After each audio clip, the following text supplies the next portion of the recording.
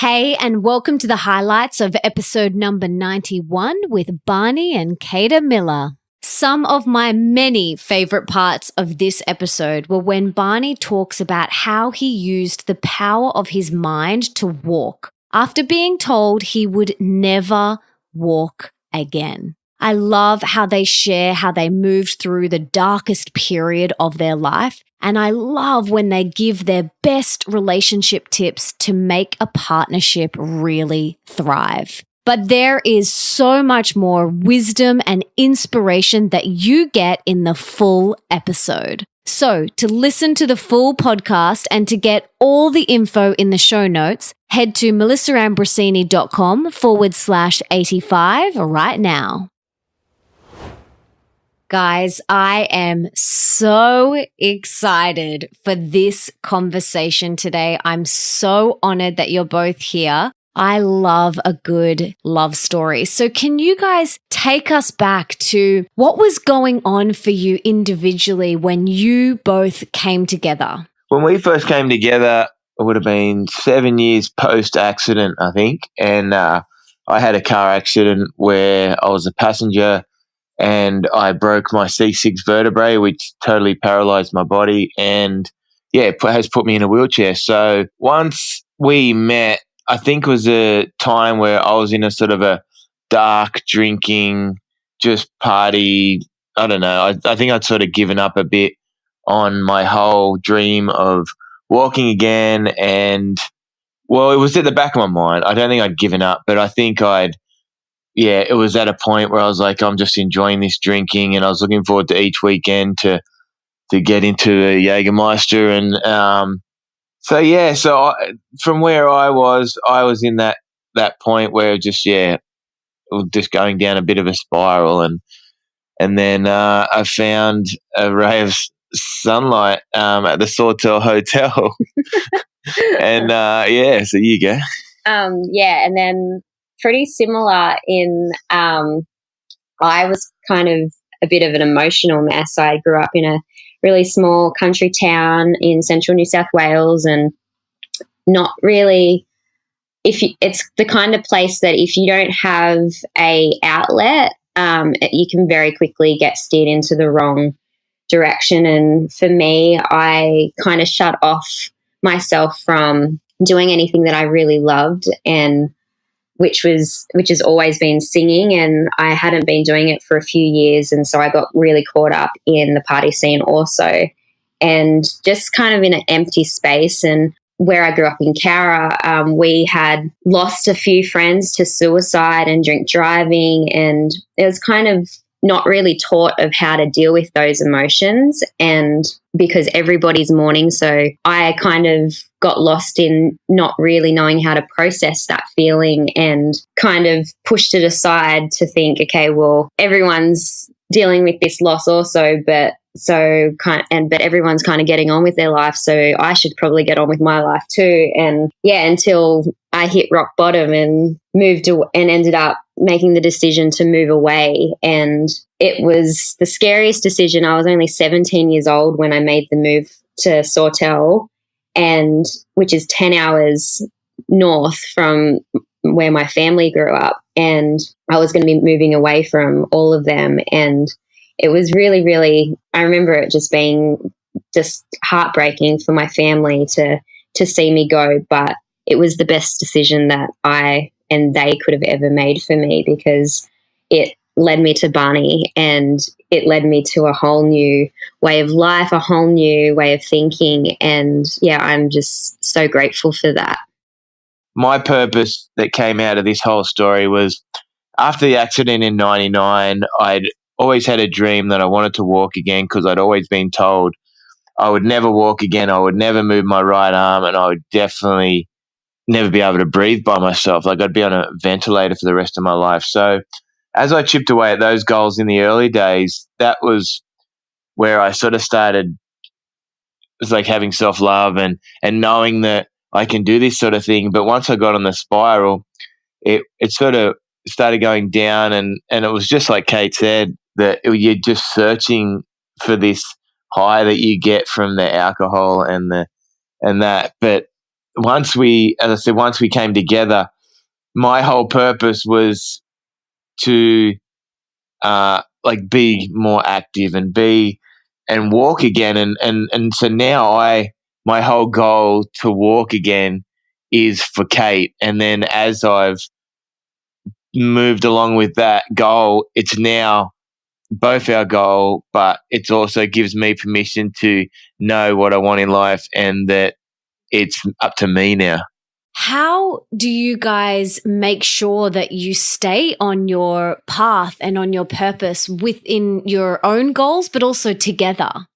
We've been lucky, actually, that pretty much ever since we first met, we've been very open to talk about our dreams and our goals. And in the very beginning, it was more we would talk about it as kind of like a joke.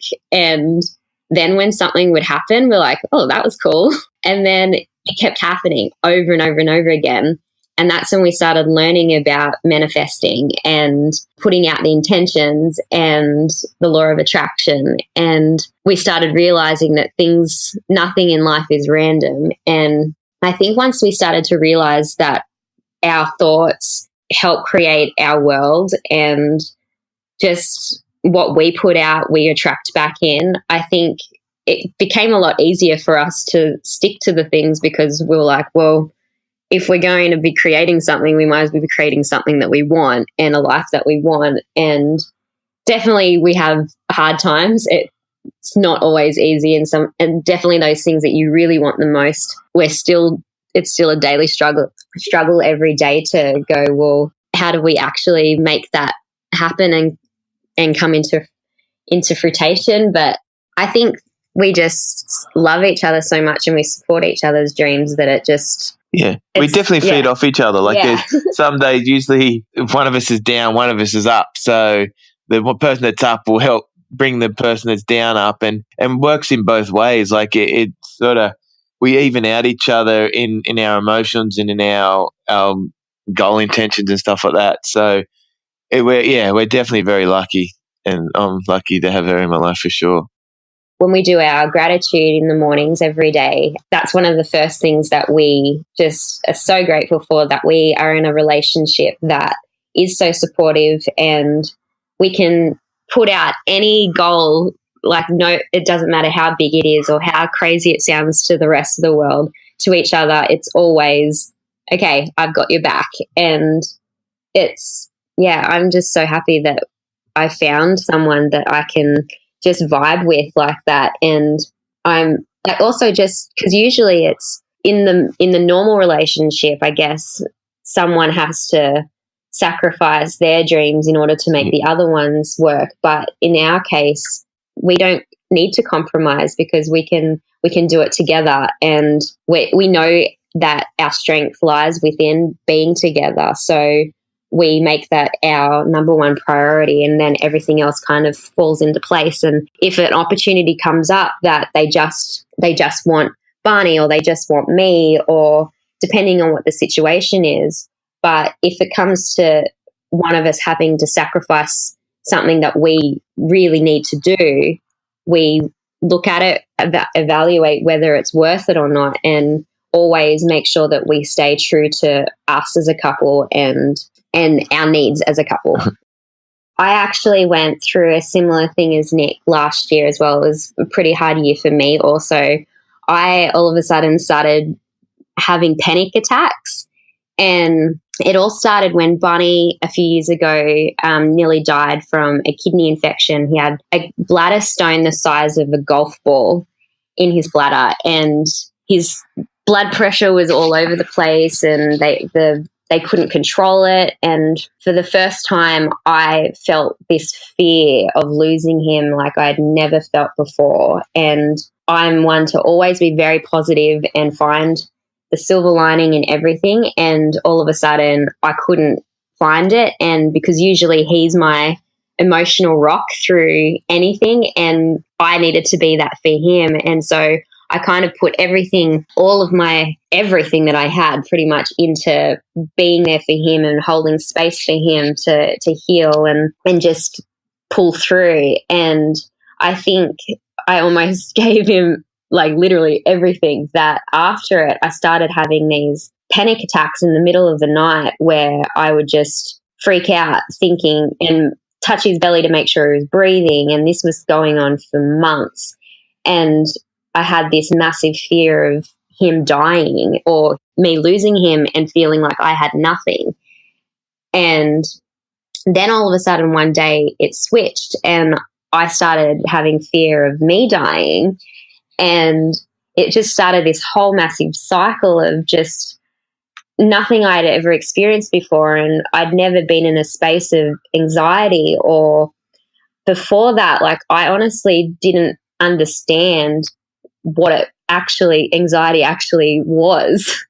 And to see how quickly it can evolve into physical symptoms was mind-blowing to me. But it was also comforting in a way to then be able to observe it and be like, okay, I've just created this in my head so quickly that I can also get rid of it just as quick. So I had to lean on him a lot through it. And it was definitely hard to then, because there'd be times where he'd be like, look around, like just like you would say to Nick as well, like, look around, look at what the life we have created, look at all the amazing things that's coming our way. And it is, you almost have to kind of step out of your body and just look at all of the amazing things and go back to finding that gratitude. And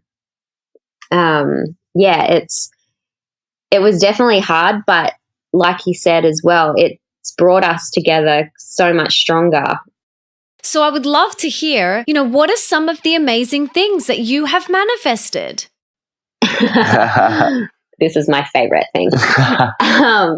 When we first started, like, it was just little things. And like, okay, one of the big things for me was in 2012, we went to a Lakers game in America, and we sat down ready for the game, and a singer came out and sang the national anthem. And I was just so in awe by it. And their anthem is so powerful and just so beautiful. And I said to Barney, I'm going to do that.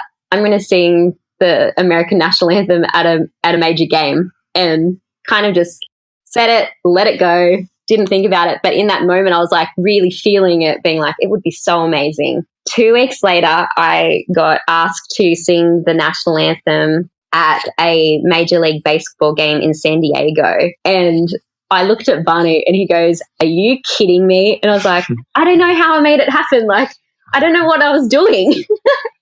And that was one of the most amazing things that I've ever done, especially in my career, to sing, well, for starters, to be Australian and singing the US anthem was pretty awesome. But just like little things like that. And then to another point, I had a moment where we were going to the X Games to watch a friend compete. And I was like, okay, our friend Corey, he is a BMX rider. And I was like, okay, he rides for Red Bull. He's friends with Kerry Hart. Pink's going to be there. And I went through this like whole scenario. I'm like, I'm going to meet Pink today. And like fully played it out in my head. And I was talking to Barney and we were laughing about it. We got there. I didn't meet Pink. And I was like, oh, okay, well, that was my chance. It's gone. That's fine, whatever. And then a week later, I think it was, we went to a friend's movie premiere, surf movie premiere in Huntington, and she was there and I got to meet her. If we don't believe, we don't achieve. The most amazing part of Barney's whole journey and his whole story is that he was literally paralyzed for 10 years. Like, when we first met, it was 7 or 8. He was on the 8-year mark, I think. And I don't even know, like, thinking back of how we even managed to get around. We just made it work. But he definitely could not stand, and that's how we transfer now, and it's made our life so much easier and a lot more independent. But before that, we had to depend on other people to be around us all the time. So I think that was like a first goal that was the first goal that we set for ourselves, was for me to be able to transfer him. So in order for that to happen, he had to start taking a lot more of the weight, and pushing himself to try to see how far he can actually push himself.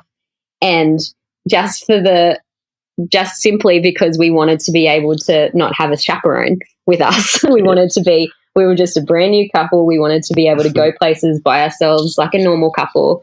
And then to go from that to then him standing for the first time a few years later, to then him being able to stand by himself, to now he's taking assisted steps. But for having that 10-year gap where he really couldn't lift his arms above his chest without losing balance, he could hardly push himself in his chair, and he definitely couldn't control his legs in any way at all. He couldn't even move them. And like watching that whole process, it's almost as if, and I would joke to him all the time, I'm like, when he started to get little bits of movement to what we would all think is not a big deal, but to him it was significant for him to be able to flex his glute muscle or do a like tiny little squat or just simple little things. We've spoken about a couple of things, being on the same team, support. What are your top 5 tips for making a relationship work? Communication is a huge thing. Believing in the other person and listening to the other person's goals and making sure that it's not a one-way runway street, I guess.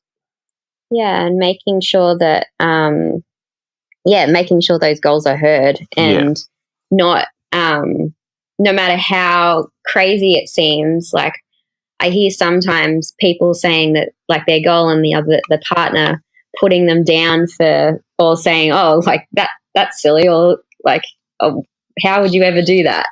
Whereas I'm like, well, how not? Like, why not? Why couldn't they be that person that does that? And for us, like, we're definitely people that will always be like, okay, if it hasn't been done, then someone's going to be the first one to do it. So why can't it be us to do it? And so, yeah, I think those are the huge big things. But actually a huge thing that I learned from your book, from Mastering Your Mean Girl, was living from a place of love and not fear. And that has become a huge part of our lives, of constantly checking in with each other to go, okay, if we're having a fight or a disagreement about something, or we're tired or whatever, we have to just think back and be like, okay, am I angry at him or is he angry at me? Because what's going on inside of us? And I think we're constantly checking in with ourselves to make sure that where are we living from? How do you guys individually make sure you are doing the work on yourselves? Like, do you have, meditation practices, or, how do you hold yourselves accountable so that you can be the best version of yourself? I definitely realized when I was going through all my anxiety and my panic attacks, I realized that it was a time when I wasn't really practicing self-love a lot, and I was putting all my eggs into Barney's health. And I would research all these different health remedies, holistic healers. I became obsessed with learning about anything to improve the human mind, body, and soul. But I wasn't actually practicing any of them. I was using them to help Barney. And that's when all my anxiety started happening. And I realized that it really took for me to be hitting like chronic fatigue to go, okay, I really need to take care of myself, because if I'm not taking care of myself, then I'm not taking care of Barney. I'm not showing up for Barney. Our relationship's suffering. And I think I needed to go through that to really appreciate and really know that it is okay, and it's actually not selfish to take time for myself to do things. And I see it with friends who are mums as well. And I've realized as well, as we move forward to then wanting to become parents ourselves, if I don't learn how to do this now, then I won't know how to do it in the future.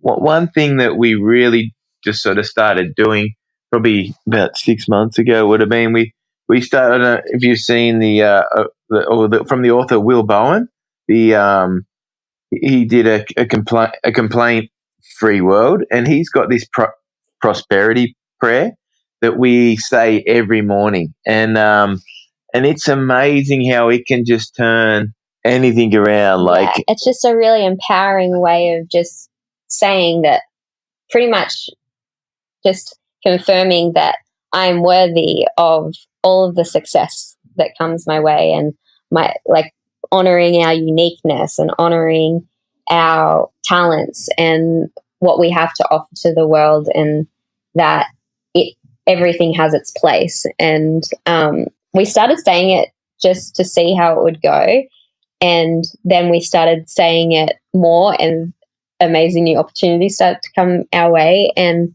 since we've been saying it, it's been pretty amazing. Actually, Barney would say it before he paddled out for his surf comp. Yeah, every heat, and ended up coming home a world champion.